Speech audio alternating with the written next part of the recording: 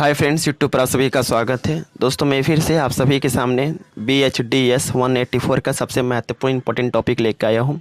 और यह टॉपिक ऐसा है जो इससे रिलेटेड हमेशा एग्जाम में प्रश्न आते हैं और इस बार भी एग्जाम में आने की संभावनाएं काफ़ी अधिक है। तो आप इस वीडियो को पूरा देखें और इसका PDF चाहिए आपको तो आप मेरे टेलीग्राम चैनल से जुड़ सकते हैं। मैं अपने टेलीग्राम चैनल का लिंक जो है डिस्क्रिप्शन में दे दूँगा, जहाँ से आप डायरेक्टली ज्वाइन हो सकते हैं मेरे टेलीग्राम चैनल पर। ओके, तो प्रश्न है कि रेडियो लेखन क्या है और रेडियो लेखन को लिखते समय हमें किन किन बातों का ध्यान रखना आवश्यक होता है।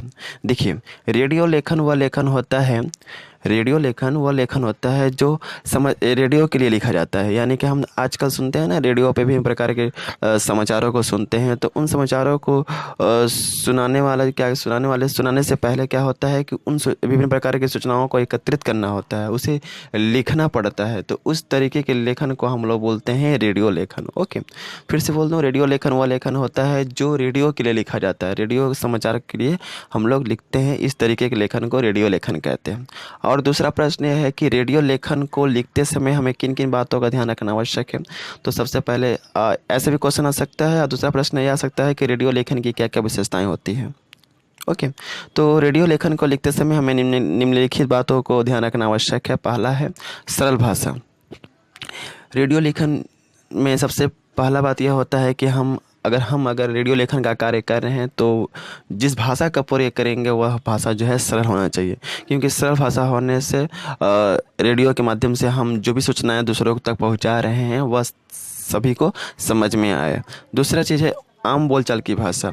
रेडियो लेखन की यह दूसरी विशेषता यह है कि हम रेडियो लेखन में उसी भाषा का प्रयोग करें जो आम बोलचाल की भाषा हो, क्योंकि आम बोलचाल की भाषा जो है सभी को समझ में आती है, वह सभी के लिए सुलभ होती है, आसान भी होता है और सरल भी होता है और सबके समझने के योग्य होता है। ओके, 3 नंबर है वाक्यों का छोटा होना।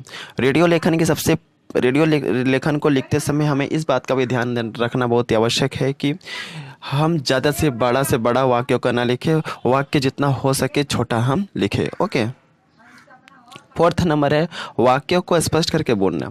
देखिए, रेडियो लेखन एक श्रव्य माध्यम होता है, इसे हम एक सुना करके जो है श्रोताओं को हम बताते हैं। ओके, तो रेडियो लेखन एक श्रव्य माध्यम है जिसमें हम बोल करके जो है हम सूचनाओं को दूसरों तक पहुंचाते हैं। तो इसमें यह होना चाहिए कि अगर हम रेडियो लेखन लिख रहे हैं तो हम वाक्यों को स्पष्ट करके बोलें, वाक्यों को स्पष्ट करके जो है लिखें, तभी जा कर के जो है वह सभी श्रोताओं जो भी श्रोताएं हैं वह अच्छे तरीके से समझ पाएंगे। ओके, नेक्स्ट है 5 नंबर समय रहते ही सूचनाओं को जनता तक पहुंचाना। देखिए, रेडियो लेखन में क्या होता है कि समय कम होता है, उस समय की कुछ कम समय के अंदर जो है हमें सूचनाओं को पहुंचाना होता है।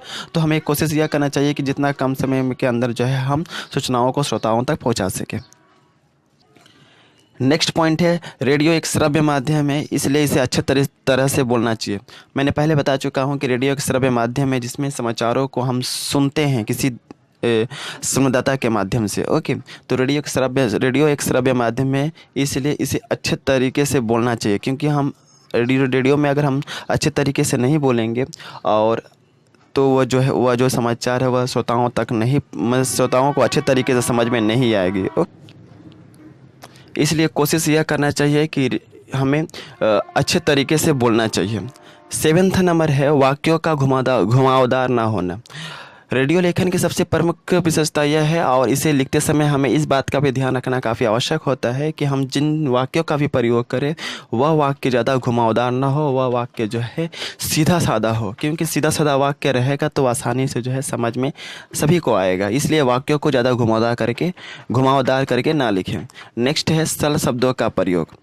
रेडियो लेखन को लिखते समय हमें इस बात का भी ध्यान रखना काफ़ी आवश्यक है कि हम जिन शब्दों का प्रयोग करें वह शब्द जो है सरल हो, वह ज़्यादा शब्द काफ़ी कठिन नहीं हो। ऐसा नहीं हो कि हम रेडियो के लिए समाचार पत्र को सुनाने के लिए हम तैयार हो गए हैं और हम कठिन से कठिन शब्दों का प्रयोग कर रहे हैं। ऐसा करने से क्या होता है कि वह किसी को समझ में नहीं आएगा। आप देखते होंगे कि रेडियो में क्या होता है कि बहुत ही सुंदर ढंग से, बहुत ही सुरीली आवाज़ के साथ जो है रेडियो की जो समाचार प्रसारण के जो लोग होते हैं वह अच्छे तरीके से इतना सुरीली आवाज़ में बोलते हैं कि वो सुनने में भी अच्छा लगता है और उससे हमें सुनने में भी अच्छा लगता है और उन चीज़ों को समझने के लिए भी हमें अच्छा लगता है।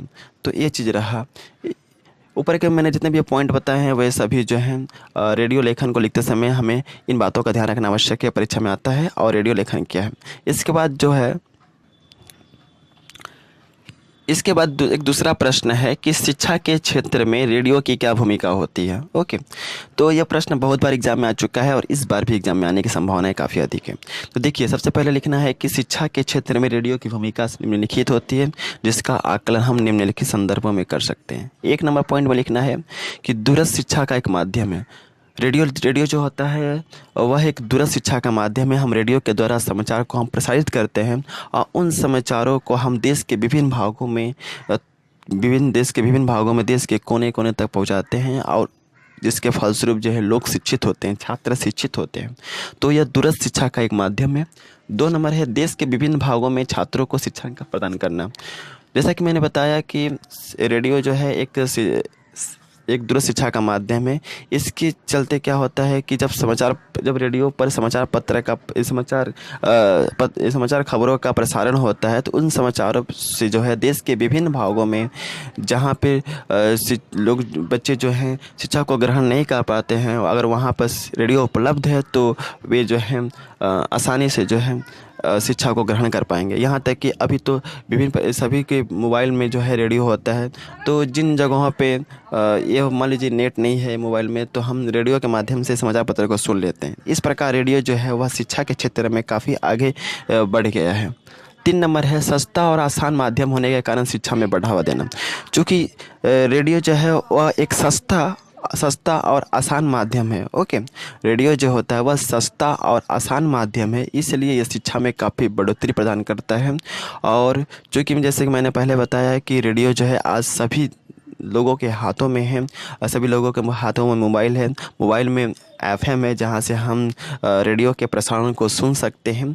तो ये एक रेडियो जो है वह आज के समय में काफ़ी शिक्षा के क्षेत्र में योगदान दे रहा है और शायद आगे के समय में देती रहेगी। ओके, नेक्स्ट है छात्रों के अंदर जागरूकता पैदा करना।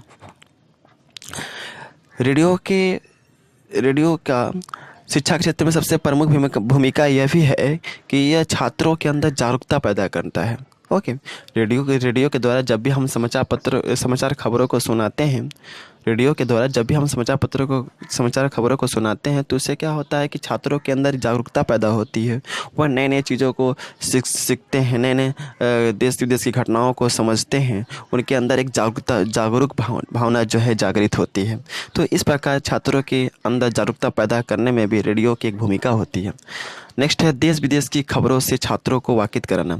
रेडियो के माध्यम से यह भी एक काफ़ी हेल्पफुल होता है कि रेडियो में जो भी समाचार प्रसारण हो रहा है उससे देश विदेश की घटनाएं तो प्रसारित होती ही हैं सूचनाओं के माध्यम से। तो उन सूचनाओं के द्वारा जो छात्र हैं वह विभिन्न प्रदेश के विभिन्न भागों में घटने वाली घटनाओं के बारे में जान पाते हैं। तो हम कह सकते हैं कि देश विदेश की खबरों से छात्रों को वाकिफ कराना भी शिक्षा के क्षेत्र में रेडियो की काफ़ी भूमिका रही है। तो आई थिंक आप लोगों को समझ में आ गया होगा। अब बस इतना ही रहने देते हैं क्योंकि वीडियो काफ़ी लंबा हो जाएगा। मैं कोशिश करता हूँ कि बहुत ही कम समय के अंदर मैं वीडियो आप लोगों को समझा दूँ, इसलिए थोड़ा अटपटा जाता हूँ। अगर बुरा लगे तो इसके लिए मैं क्षमा चाहता हूँ, क्योंकि धीरे बोलूँगा तो समय लगेगा, वीडियो भी ज़्यादा देर तक बनेगा। इसलिए मैं कोशिश करता हूँ कि कम समय के अंदर ही बना दूँ। ओके, और मैं एक टेलीग्राम चैनल है जिसका मैं यहाँ पे मैंने लिख दिया है join my Telegram channel IGNOU learner. तो आप डिस्क्रिप्शन में जा कर के टेलीग्राम चैनल को ज्वाइन कर लें, क्योंकि अगर आप उसको ज्वाइन करते हैं तो इसका जो पेज आपको स्क्रीन पर दिखाई दे रहा है वो आसानी से आपको टेलीग्राम चैनल पर मिल सकता है। बस इतना ही। Thanks and best of luck for watching my video. जय हिंद, वंदे मातरम।